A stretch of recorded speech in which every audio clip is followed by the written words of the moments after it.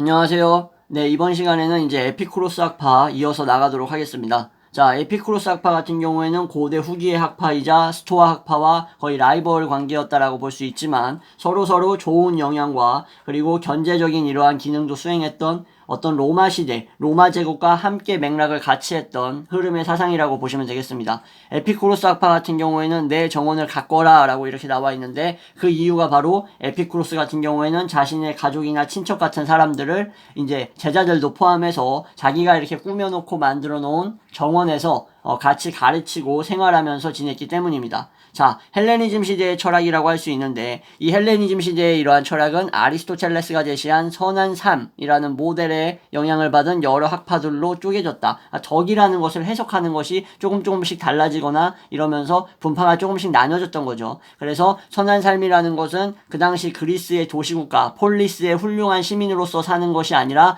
바로 부패가 만연한 커다란 제국, 바로 로마 제국이죠. 이 로마 제국의 비리와 이런 온갖 지저분한 온상 속에서 개인으로서 온전하게 생존하는 것을 뜻했다라고 보시면 되겠습니다. 에피쿠로스 같은 경우에는 많은 사람들이 오해를 하고 있는 게 바로 이제 쾌락주의자라고 생각해가지고 뭐 정신적 쾌락이든 육체적 쾌락이든 가릴 거 없이 그냥 추구했다라고 생각하는데 그렇게 단순한 사람이 아닙니다.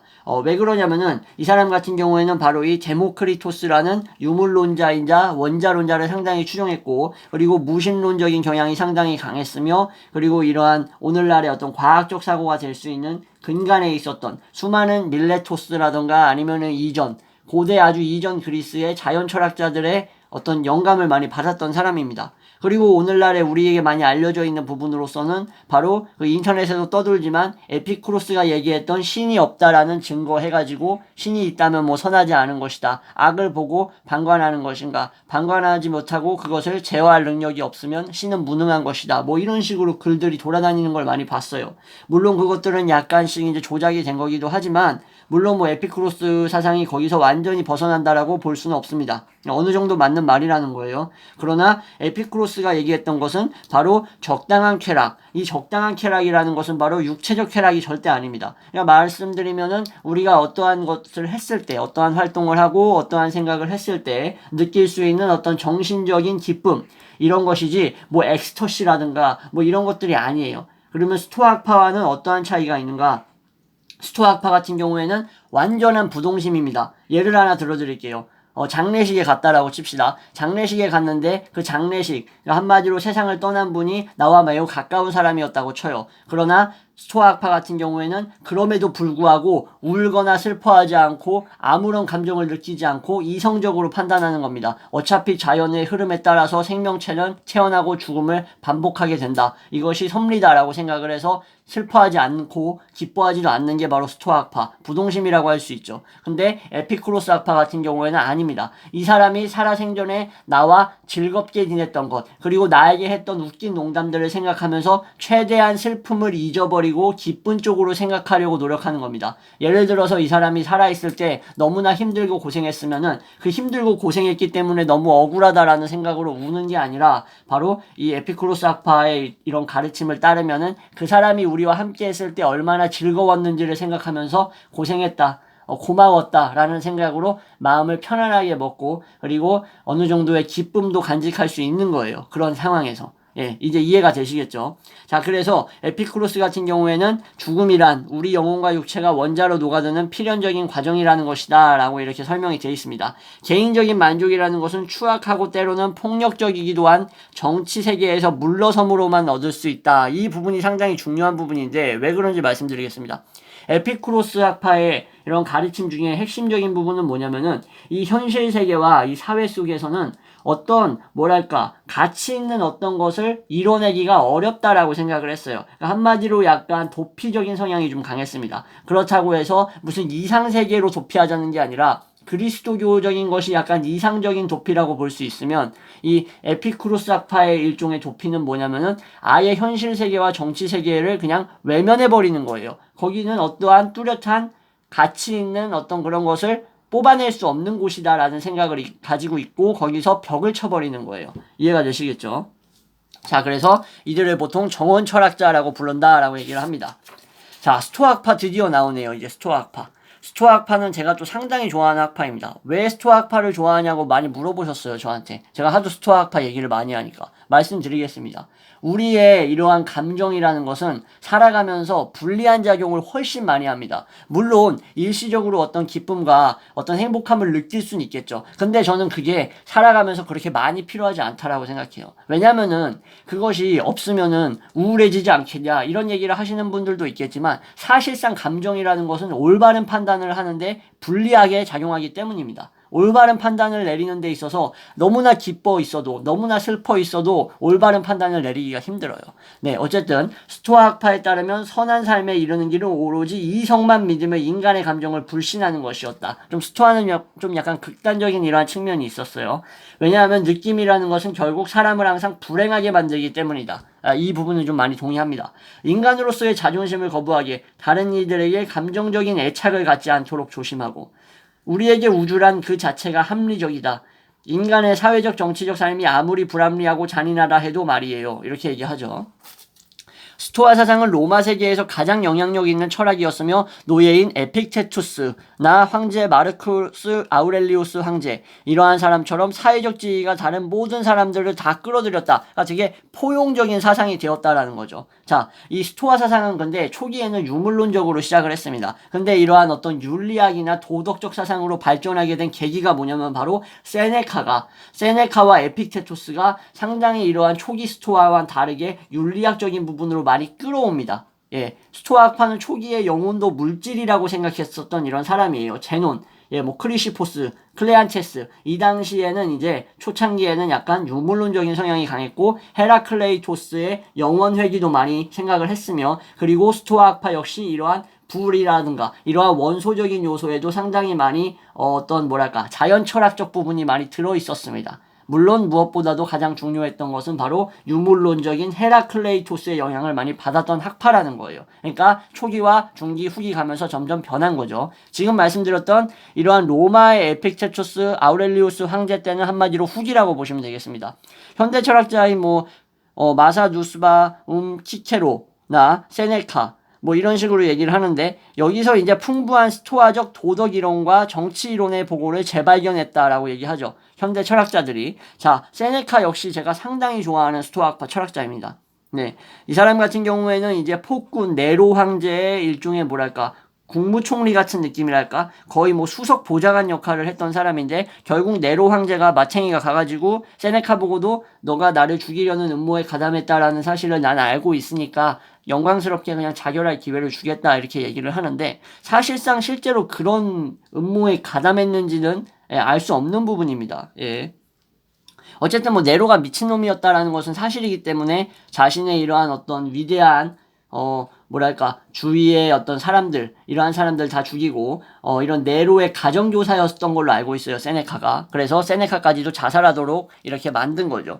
권유라고는 하지만 사실상 황제의 권유는 강압 아니겠습니까? 명령이죠, 그죠?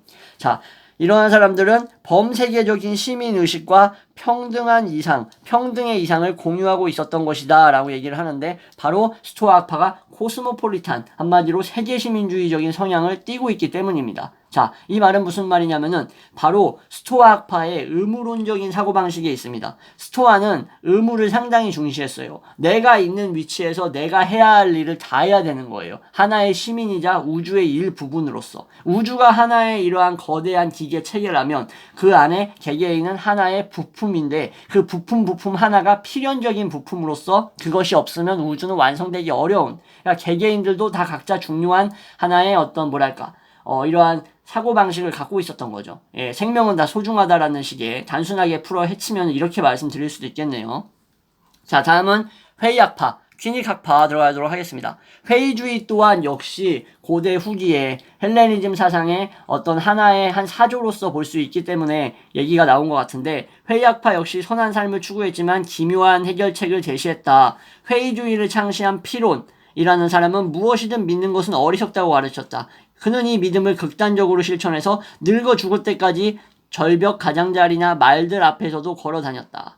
자, 이것을 헤쳐 말씀드리면은 무슨 말이냐면은, 자, 피론 같은 경우에는 이런 얘기를 하는 거예요. 절벽에서 떨어지면 아프고, 뼈 부러지고, 타박상 입고, 재수 없으면 뭐 뇌사 상태라던가 식물인간까지 가든가 아니면 그 자리에서 죽을 것이다 라는 생각들을 하죠. 당연히 맞다라고 보고 이거는 굳이 테스트할 필요가 없어요. 근데 피로는 이렇게 생각했어요. 그걸 어떻게 알아? 그걸 어떻게 아냐 이거예요. 내가 했는데 살 수도 있잖아. 이런 거예요. 그러니까 한마디로 어떤 지식이라든가 우리가 확실하게 믿고 있는 체계라는 것은 결국 확실하지가 않다라는 이러한 되게 극단적인 생각까지 몰고 나갔던 사람이에요. 그래서 이러한 사고방식을 가졌던 거고, 퀴닉 학파라고 하는 것은 바로 퀴니코스 학파입니다. 견유 학파라고 많이 부르는데, 이 퀴니코스 학파가 이제 디오게네스가 상당히 유명하죠. 이 디오게네스 같은 경우에는 이제 후대에 이제 스토아 학파, 이 퀴니코스 학파를 이어서 스토아 학파가 나왔는데, 퀴니코스 학파의 부분적인 부분들은 좀 버리고 스토아 학파가 발전을 했습니다. 자, 그러면 아까 말씀드렸던 에피쿠로스 학파는 어땠냐? 에피쿠로스 학파 이전에 바로 키레네 학파라는 철저한 쾌락주의 학파가 있었어요. 근데 키레네 학파 같은 경우에는 에피쿠로스와는 다르게 정신적 쾌락이 아닌 육체적 쾌락 같은 것도 상당히 중시했습니다. 육체적 쾌락 같은 어떤 충동이라든가 이런 엑스터시적인 것들을 더욱더 중시했던 게 바로 키레네 학파입니다. 자, 이거를 말씀드려야 되기 때문에 말씀드렸고, 디오게네스가 퀴닉 학파, 그러니까 견유 학파, 인간은 개처럼 살아야 된다. 개처럼 뭐 마구잡이로 막 쌈박질하고 막 드러눕고 이런 게 아니라, 디오게네스의 말 같은 경우에는 이제 보면은 무정부주의자로서 나무 통속에서 그냥 아무것도 없이 살면서 그냥 알렉산드로스 대왕에게조차 무례하게 대했다라고 나와 있는데, 이 부분은 상당히 유명한 부분이기 때문에 여러분들이 일종의 일화로서도 많이 알고 계셨을 겁니다.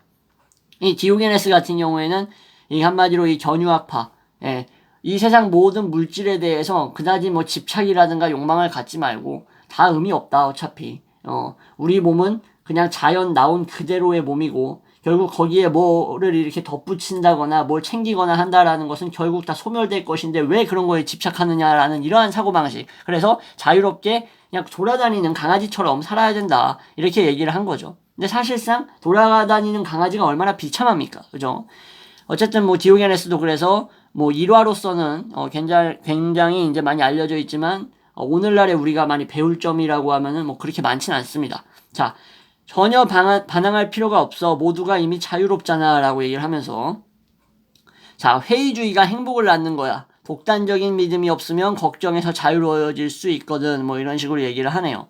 자, 알렉산드로스 대왕에게 무례하게 대했다라는 부분 부가 설명을 해드리면 아시겠지만, 알렉산드로스 대왕이 이제 돌아다니다가 디오게네스를 본 거예요. 그랬더니, 저 뭐 하는 놈이냐 봤더니 뭐 주변에 이제 자기 부하들이 얘기했겠죠. 뭐 디오게네스라는 놈이 이제 미친놈입니다. 뭐 병이 있을 수도 있으니까 가까이 가지 말라고 했는데 이제 알렉산드로스 대왕이 아마 가까이 갔겠죠.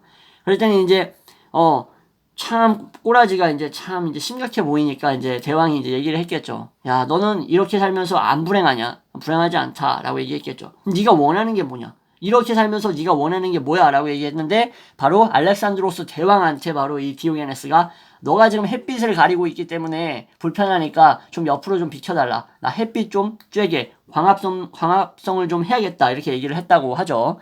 자, 어쨌든 이제 헤라클레이토스와 마찬가지로 이 엠피리쿠스는 모든 지식은 상대적이며 따라서 신뢰할 수 없다. 시시각각으로 변할 수 있다라는 얘기를 했고 궁극적으로 증명될 수 있는 것은 아무것도 없다라고 지적했다라고 얘기합니다. 자, 증거라는 것은 증명되어야 하는 것인데 그 증명에는 또 증거가 있어야 되고 그 증거는 또 증거가 있어야 된다. 이 말은 바로 그 러시아 인형 마트리오시카를 생각하게 하는 그런 말이죠.